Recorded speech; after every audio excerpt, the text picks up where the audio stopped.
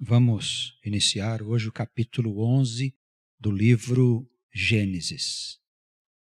Nós temos aqui nesse capítulo uma passagem bem rápida a respeito de uma torre que os homens quiseram construir para chegar até os céus. E temos uma descrição também das gerações de Sem. Vimos nos capítulos passados que o Gênesis nos fala da origem da humanidade, especialmente de uma linhagem de famílias piedosas que começou com Adão, passou por Abel, Sete, Noé e Sem, tendo acontecido na época de Noé aquele estranho fenômeno chamado dilúvio, que algumas pessoas concebem que tem ocorrido em todo o planeta. Mas nós achamos que ocorreu somente naquela região onde vivia Noé com a sua família. Bem, a gente percebe que existem muitas alegorias nesses capítulos do Gênesis, incluindo parábolas que podem ser interpretadas de diversas formas. Não queremos aqui dizer que a nossa interpretação é a única que é certa, mas é apenas a nossa visão, nosso ponto de vista acerca desses escritos, que não têm muita informação a respeito. Se nós formos consultar algumas fontes paralelas, nós vamos ver que não há mesmo muitos autores que tenham falado com procedência. Alguns falam coisas que não têm nenhum sentido lógico acerca da história antiga. E sendo assim, convém que nós nos mantenhamos dentro de uma linha mais racionalista mesmo do pensamento, procurando ver nessas histórias um vestígio do passado da humanidade e da história da linhagem desse povo que nós conhecemos como o povo escolhido. Vamos à leitura do capítulo 11. Era toda a terra de uma mesma língua e de uma mesma fala. E aconteceu que, partindo eles do Oriente, acharam um vale na terra de Sinar e habitaram ali. E disseram uns aos outros: Eia, façamos tijolos e queimemo-los bem. E foi-lhes o tijolo por pedra e o betume por cal.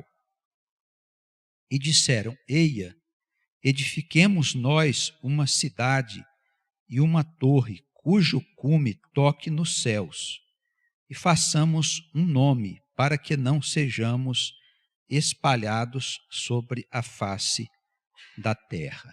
A gente vê aqui nessa atitude desses homens primitivos, dessas tribos que tinham tido origem na figura de Noé, que eles começavam a querer por si mesmo já conduzir-se pela vida. A gente vê aqui como que uma rebelião contra os interesses do Senhor. Os homens queriam chegar até os céus pelo seu próprio esforço. Eles não queriam fazer segundo aquilo que Deus havia determinado, conforme o Gênesis no versículo 1 do capítulo 9, depois do dilúvio, que eles enchessem toda a terra. Foi dado ordem por Deus para que aquelas tribos pudessem se espalhar por toda a face da terra. E a gente vê na introdução aqui do capítulo 11 que eles começaram já por si mesmo ir contra aquilo que Deus havia determinado. É muito comum essas rebeliões dos homens contra Deus. Isso não significa que a pessoa não tenha necessidade de acreditar em Deus. Esses homens acreditavam em Deus, mas queriam chegar até Deus pelo seu próprio esforço. Traçando um paralelo com os nossos dias, nós temos doutrinas e seitas aqui no nosso mundo ocidental que pretendem que o homem chegue até Deus pelo seu próprio esforço, pelo esforço pessoal. pelas suas próprias forças. Diz que ele pode, sendo um filho de Deus, chegar até o Pai através da sua própria dedicação, dos trabalhos que ele faz na vida, através do seu próprio aperfeiçoamento. Essas doutrinas que contêm esse espírito de autoajuda ainda estão muito presentes nos nossos dias. Isso significa mais ou menos o que aconteceu aqui com estas famílias, com estas tribos, que resolveram por elas mesmas construir uma edificação que pudesse chegar até a morada do Altíssimo. Temos que buscar a Deus, sim, queremos ter comunhão com o nosso Pai, mas precisamos seguir os caminhos que foram ordenados por Ele. Nós temos que fazer a vontade de Deus se nós somos o povo dele. Se nós não somos o povo de Deus, nós não temos compromisso com as Escrituras, porque nas Escrituras nós temos os caminhos a ser seguidos. Nós temos os passos que precisamos dar para um dia nós estarmos na graça e na glória de Deus. E se nós não quisermos andar nesses caminhos, como muita gente faz aí fora, tem algumas seitas que vivem à margem do cristianismo, que ensinam os homens que eles devem seguir os seus próprios caminhos por suas forças. E isso nada mais é do que rebelião contra Deus. É querer por si mesmo chegar até os céus. Nessa introdução também, nós podemos ver que essas tribos, esses homens primitivos, eles pensavam que Deus morava no céu. O que era o céu? Era a abóbada celeste, essa meia-lua azul que nós vemos quando o sol está iluminando. Eles achavam que Deus morava acima dela, acima desta mesma abóbada onde as estrelas brilhavam durante a noite.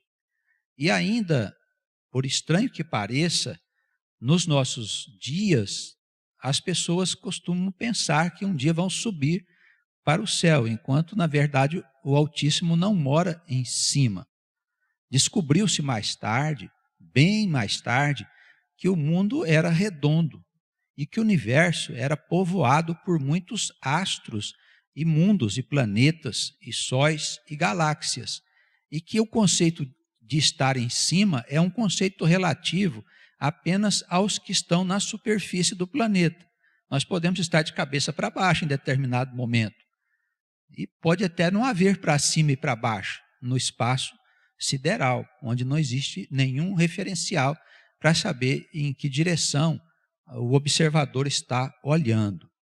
Esse conceito que esses homens tinham era um conceito atrasado, primitivo. Eles pensavam que a Terra era um plano chato e que ali existia as nações e todas as coisas que constituíam a vida desta humanidade primitiva.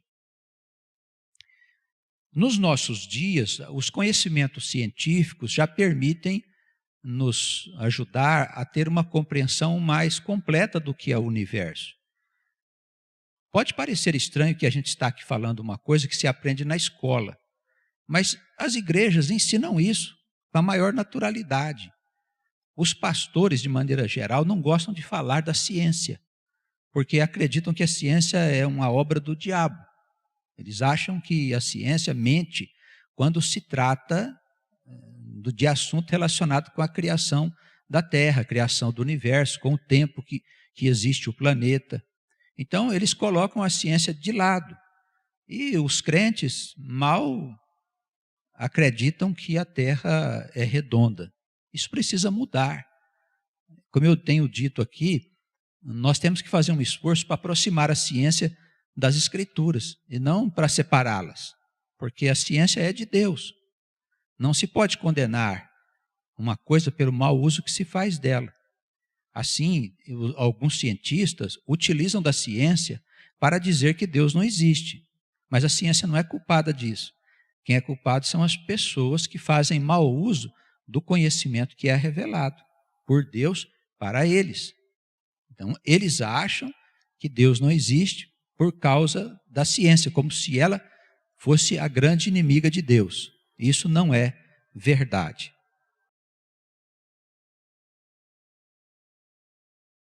Como nós devemos entender a criação?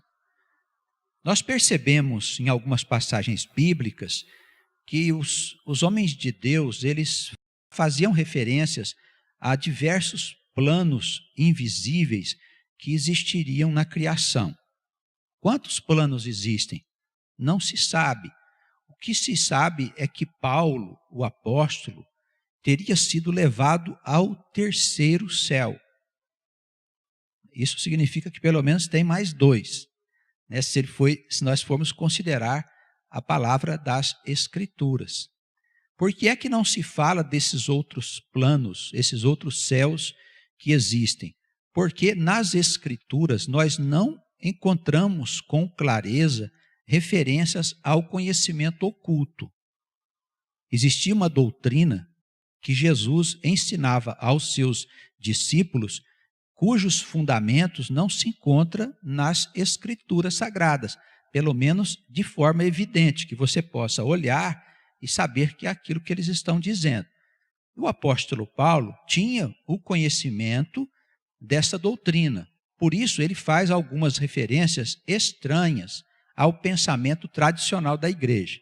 Se existe um terceiro céu, isso já nos leva a entender que tem mais dois, pelo menos.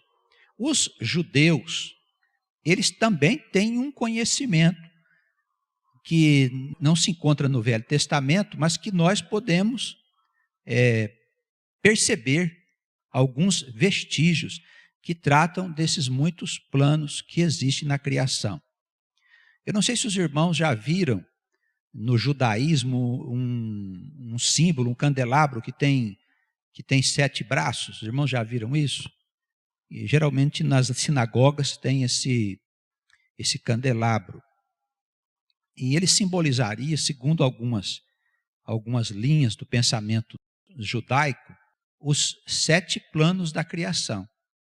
Se isso for verdade, nós temos no mundo invisível 7 planos. E é mais ainda interessante que dizem ser este plano onde nós existimos, um dos céus. Esse aqui seria o 7º céu. Nós também pensamos daqui para lá, como se aqui fosse o primeiro e o 7º fosse a morada do Altíssimo. Mas, na verdade, as coisas são criadas de lá para cá e não daqui para lá. Nós seríamos o último plano, o plano mais baixo da criação. Então, falando agora ainda do alto e baixo, mas não é nem para cima nem para baixo, é para dentro a criação. Nós estamos na parte exterior da criação, na parte mais densa da criação. O 7º plano seria o lugar onde nós existimos, e o primeiro plano, o lugar onde está o trono de Deus. E além desse lugar está o próprio Deus, aquele Pai eterno a que nenhum homem tem acesso, não naquela região onde ele existe na sua eternidade.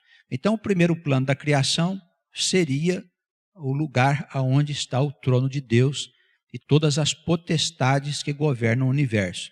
E viria baixando, vamos dizer assim, em direção ao plano mais externo, que é o 7º plano, o lugar aonde nós existimos.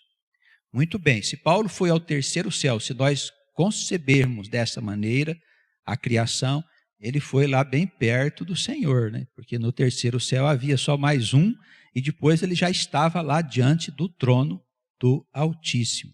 Ele disse que viu lá coisas maravilhosas e que ele não podia revelar a ninguém, porque Deus não permitiu que fosse revelado.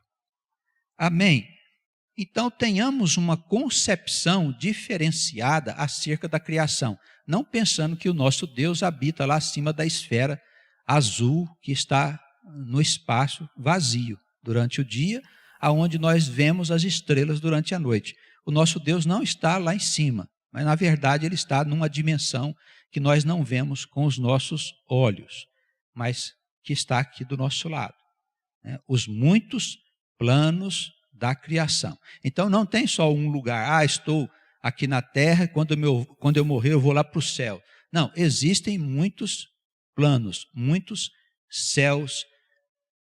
Seria sobrepostos se fosse um em cima do outro, mas possivelmente são lugares espirituais que não se localizam na mesma dimensão.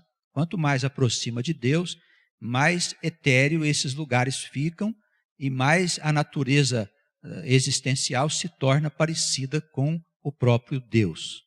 Mais espírito, perto aqui da nossa terra, mais matéria, né? Mais coisas voltadas para a vida terrena. Muito bem. Onde é que ficaria o inferno? Perguntariam os doutos. Eu também não sei onde ficaria o inferno. Onde é que ficaria a região da morte? Que é a primeira região que tem contato com a terra, onde as almas perdidas ficam vagando, segundo as concepções que nós tiramos das Escrituras e dos estudos feitos pelos pais da igreja. Os judeus costumavam dizer que esses lugares não são reais, mas são de existência relativa e que eles ficariam como que na sombra do lugar onde existe a terra. Não é um plano, mas é uma região temporal que existe apenas até quando vier o dia do juízo, e esses lugares desaparecerão com o desaparecimento do diabo e de todos os espíritos malignos que vivem nesses lugares. Podemos um dia voltar a falar um pouco mais desse tema, bastante interessante. Vemos aqui, lá no passado distante, uma humanidade primitiva. Aqui fala especialmente da linhagem do Senhor, da linhagem dos homens piedosos, aqueles filhos de Noé, que iriam começar a povoar a terra de novo, se espalhar por todo o planeta. E eles haviam resolvido se voltar contra Deus. Não, nós não vamos, nós vamos construir uma torre, vamos subir até Deus, vamos fazer um nome para nós e não vamos nos esparramar, seremos uma unidade, seremos um só povo, falamos uma só língua. E diz aí a continuidade da leitura, no versículo 5, que o Senhor desceu dos céus, seria dos céus, para ver a cidade e a torre que os filhos dos homens estavam edificando. Aqui também é uma alegoria, não quer dizer que o Senhor veio. É claro que lá do céu ele sabe tudo o que está passando. Não precisa ele descer do céu para vir aqui embaixo falar com os homens, ver a torre que o pessoal estava construindo. Ele vê todas as coisas, é onipresente o Espírito do nosso Pai. Onipresente significa estar em todos os lugares ao mesmo tempo. Deus está em todos os lugares da criação. O apóstolo Paulo, ele dizia, nele existimos e nos movemos. É como se nós estivéssemos mergulhados no seio de Deus. Não há lugar algum em que a gente possa estar que ele também não esteja. Amém? Isso é, então, uma metáfora, viu? Essa descida do Senhor para ver a cidade. E o Senhor disse, no versículo 6, eis que o povo é um, e todos têm a mesma língua. E isso é o que começam a fazer. E agora não haverá restrição para tudo o que eles intentarem fazer. Quer dizer, eles se entendiam entre eles e conseguiam colocar, por esse entendimento, na pauta do dia daqueles povos, daquelas famílias, daquelas tribos, uma determinada intenção e plano que não estava de acordo com a vontade de Deus. E Deus resolveu mudar isso. O que ele faz então? A partir do versículo 7, ele diz assim: desçamos e confundamos ali a sua língua, para que não entenda um a língua do outro. Então, é aí que nós encontramos a origem das línguas. Os cientistas, os estudiosos, eles também não têm uma teoria muito clara sobre como que as línguas se formaram. há quem procure uma língua mãe, para que dela pudesse sair todas as outras línguas. Há uma série de teses e teorias formuladas a respeito das muitas línguas, que são milhares, que existem no mundo. São milhares de línguas. E a Escritura não poderia deixar de dar aqui uma pincelada, né? Um indício para nós de como que essas línguas se formaram. O Senhor quebrou aquela unidade daquelas famílias, aquela intenção que eles tinham de subir aos céus, e criou no meio deles essa diversidade de línguas para que a unidade desse povo primitivo e a sua vontade contrária à vontade de Deus pudesse ser quebrada. Porque aí um não sabia o que o outro ia dizer. O sujeito pedia tijolo, o homem vinha e dava o betume.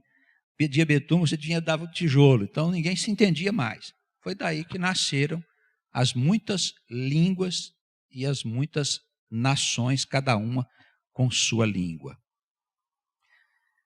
Perceba também, irmão, você, minha irmã, que está aqui nos acompanhando, que no versículo 7, a palavra fala desçamos, como se não fosse Deus que estivesse ali, ou se o Senhor tivesse acompanhado de anjos, ou das potestades, das inteligências que governam o universo e a criação aqui na terra. Desçamos, não é? Vou descer lá no meio dos homens, desçamos. Então é uma palavra que implica que estão envolvidos mais pessoas. Também lá atrás, no Gênesis, outras passagens mostram a mesma coisa. Parece que Deus não é só uma pessoa, como se ele tivesse emissários que falassem em nome dele e executassem as suas ordens.